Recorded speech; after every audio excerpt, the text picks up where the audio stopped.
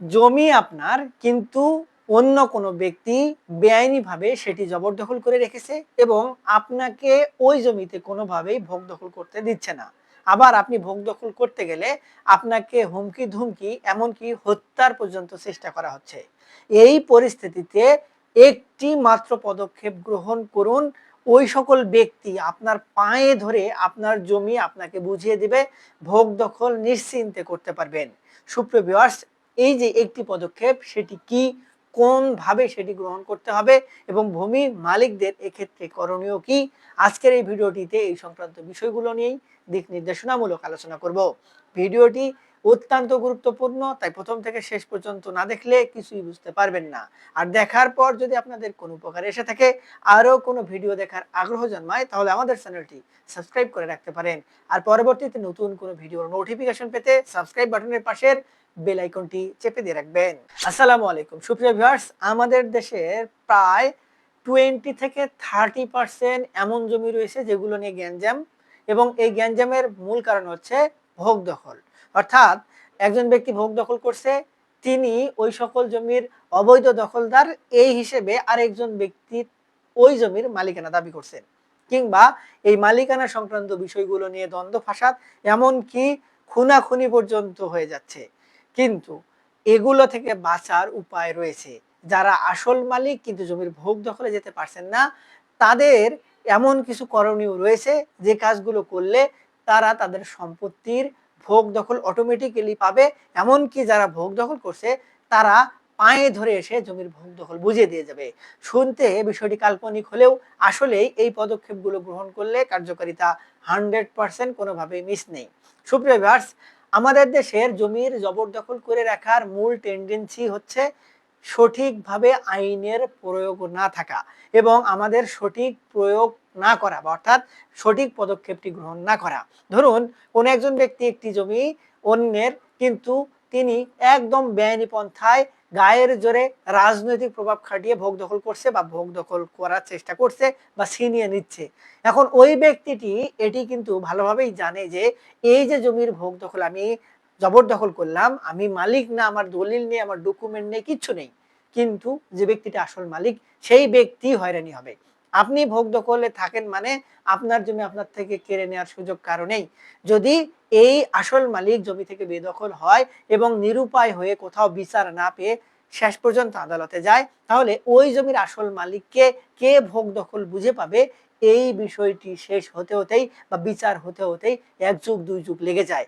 এই একটি আইনের বা এই সুযোগটি কাজে লাগিয়েই অনেক ব্যক্তি প্রভাব খাটিয়ে অন্যের জমি জবরদখল করে বা ভোগ দখল করে। আর একটি কারণ হচ্ছে আমাদের দেশে যে ভূমি আইনগুলো হয়েছে এবং ভূমি ব্যবস্থাপনাকে সঠিক প্রক্রিয়ায় নিয়ে আসার জন্য যে আইনগুলো তৈরি করা হয়েছিল, সেগুলোর মূল বিচারের কার্যকারিতা হচ্ছে জরিমানা, সর্বোচ্চ জরিমানা। আবার এই জরিমানাটা সেই ব্রিটিশ আমলে তৈরি করে গিয়ে যা রাখা হয়েছে 200 টাকা, 300 টাকা, 500 টাকা, 1000 টাকা। এই যুগে 1000 টাকা জরিমানা দিতে কার গায়ে লাগবে? এই 1000 টাকা তিনি 1 মাসে ইনকাম করতে পারবেন অন্যের জমি জবরদখল করে। তাহলে যে যুগের পর যুগ জমি বেদখল করে রাখছে, জবরদখল করে রাখছে, তাহলে কত টাকা ইনকাম করছে? এই বিষয়টি। এবং আরেকটি কারণ হচ্ছে জমির যে বিচার, এই বিচারের পরে যে ব্যক্তি দোষী, অর্থাৎ যে জবরদখল করে রেখেছে, সে যদি দোষী হয়, তাকে আইনের আওতায় নিয়ে এসে জরিমানার পাশাপাশি জেল হাজতে নির্দিষ্ট একটি সময় পর্যন্ত ভরে রাখা বা জেলে যে সশ্রম কারাদণ্ড, সেটির কোনো ব্যবস্থা রাখা ছিল না।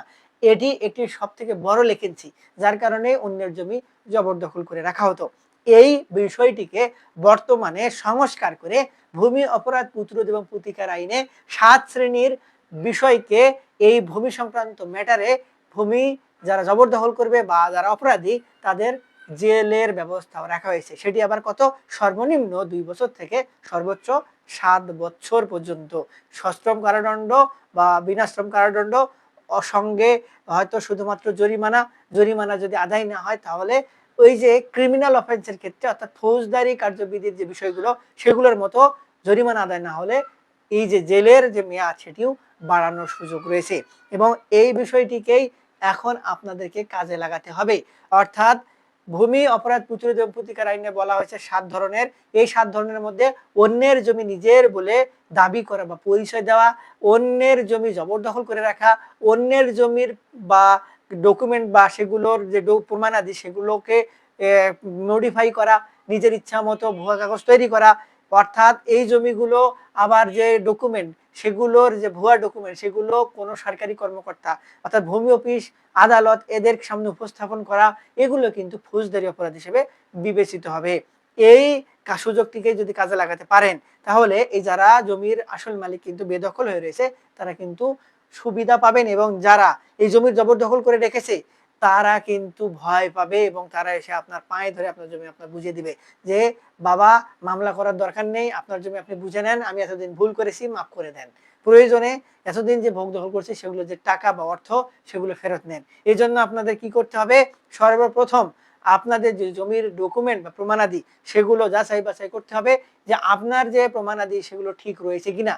ম্যাক্সিমাম ক্ষেত্রে অন্যের জমি বা ভোগ দখল করছে একজন ব্যক্তি, তার জমি থেকে তাকে উচ্ছেদ করে একজন ব্যক্তি ভোগ দখলে যায় একটি বেসিসে, অর্থাৎ এই বেসিকটা হচ্ছে সম্পত্তি তারাও মালিক, তাদের কাছে প্রমাণাদি রয়েছে, তারা কি প্রমাণ দেখাচ্ছে এবং আপনার কাছে কি প্রমাণ আছে এই বিষয়টি আপনাকে আগে জাস্টিফাই করতে হবে, এবং এই জাস্টিফাই করতে হবে একজন ভালো অভিজ্ঞ আইনজীবী দ্বারা। অর্থাৎ অভিজ্ঞ আইনজীবী ছাড়া যার তার কাছে গিয়ে দালালের কাছে গিয়ে আপনার এলাকার মাতাব্বর একজন মাথা মোটা লোক তার কাছ থেকে পরামর্শ নিয়ে, মোহরিদের কাছে পরামর্শ নিয়ে আপনি কোনো সিদ্ধান্তের মধ্যে যাবেন না, গেলেই কিন্তু পরবর্তীতে বিপদে পড়তে পারেন। আপনি খোঁজ খবর নিয়ে একজন অভিজ্ঞ আইনজীবী যারা বোঝে তাদের সঙ্গে পরামর্শ করবেন যে এই দুটি ডকুমেন্টের মধ্যে কোনটি আসল ডকুমেন্ট। আপনি নিজেও তল্লাশি দিতে পারেন, সেক্ষেত্রে আপনার কাছে বিষয়গুলো জটিল হবে, একজন আইনজীবীর পরামর্শ নেওয়াই সোজা। তারপরেও আপনি কিভাবে করবেন সেটি বলি। যে ডকুমেন্টগুলো উপস্থাপন করা হবে সেই ডকুমেন্টগুলো জাল কিনা এটি যাচাই করার উপায় হচ্ছে দলিলের ক্ষেত্রে 1 থেকে 5 বছরের মধ্যে যদি দলিলটি তৈরি করা হয় তাহলে সেই দলিলটি কে তৈরি করে দিল এবং সেই ব্যক্তি কিভাবে মালিকানা পেলেন এগুলো যাচাই বাছাইয়ের জন্য সাব রেজিস্ট্রি অফিস আপনার উপজেলায় বা ওই জমি যে উপজেলায় অবস্থিত সেখানে গেলে আপনি দেখতে পারবেন। 5 বছরের অধিক আগে দলিল তৈরি করা হলে সেগুলো জেলা পর্যায়ে গেলে খোঁজ খবর নিলে জানা যায়। তারপরে আপনি যদি স্যাটিসফাই হন বা জাস্টিফাই করে প্রমাণিত হয় যে ওই সকল জবরদখলকারী ভুয়া মালিক, দলিলগুলো ভুয়া এবং আপনার দলিলটি অথেন্টিক এবং আপনি আসল মালিকের কাছ থেকে জমি পেয়েছেন, তাহলে আপনি পরবর্তী পদক্ষেপ নেবেন আদালতের মামলা। এবং এই মামলাটি বর্তমানে ভূমি আইন বা আদালতে বিচার প্রক্রিয়ার যে সংস্কার করা আছে সেই সংস্কারাধীন আইন অনুযায়ী আপনার মামলা যদি সেগুলো 6 মাস ঝুলে থাকতো সেগুলো 3 মাসে সমাধান হবে, যেগুলো 3 বছর ঝুলে থাকলে এখন সেগুলো 6 মাসেই সমাধান হবে। কেননা বিচার প্রক্রিয়া অর্থাৎ জমি জমা সংক্রান্ত বিচার প্রক্রিয়াটা পরিবর্তন হয়ে গেছে। এর পাশাপাশি আপনি সরাসরি ডিসি অফিসে বেদখল জমি উদ্ধারের জন্য আবেদন করতে পারবেন। অর্থাৎ আপনার জমি বেদখল হয়ে গেছেন আপনি, এর জন্য আপনি জমি উদ্ধারের জন্য এই যে জেলা প্রশাসক কার্যালয় সেখানে আবেদন করতে পারবেন। ভূমি অপরাধ প্রতিরোধ এবং প্রতিকার বিধিমালার পরিশিষ্ট 5 এর যে ফর্মটি রয়েছে সেটির আলোকে তারপরে সেখান থেকে একটি নির্বাহী ম্যাজিস্ট্রেট টিম গঠন করে আপনার জমির যে বিষয়টি বা আপনার অভিযোগটি সেটি আমলে নিয়ে তারা তদন্ত করে একটি রিপোর্ট প্রদান করবে। সেই রিপোর্টের উপর ভিত্তি করে আপনি জমির ভোগ দখল পাবেন কিনা, আপনার আসল মালিক কিনা সেটি নির্ধারিত হবে। দেন আপনার সম্পত্তির ভোগ দখল আপনাকে বুঝিয়ে দেওয়া হবে। এবং এই নির্বাহী ম্যাজিস্ট্রেট ইচ্ছা করলে যে ব্যক্তি সম্পত্তির বৈধ মালিক না কিন্তু তারপরে তিনি জবরদখল করেছেন অন্যের জমি, তাকে সরাসরি জেলে পর্যন্ত পাঠাতে পারে। সেটির পদক্ষেপ নেওয়ার আগে আপনারা অভিজ্ঞ আইনজীবীর পরামর্শ নিয়ে সরাসরি যখন আপনারা আদালতে মামলা করবেন সেই আদালতে মামলায় আপনার যদি ওই সকল ব্যক্তি ভুয়া মালিক হিসেবে বিবেচিত হয় আপনি তার শাস্তির দাবি করতে পারবেন ওই একই মামলায়। তাহলে আদালত থেকে ওই সকল ব্যক্তিকে আপনার আইনের আওতায় নিয়ে আসা হবে। সুপ্রিয় ভিউয়ার্স, এই যে আইনের আওতায় নিয়ে আসা হবে এটি কিন্তু আদালতে একবার গেলে পরবর্তীতে সমাধান না হয়ে তাদেরকে কোনোভাবেই ছাড় দেওয়া হবে না।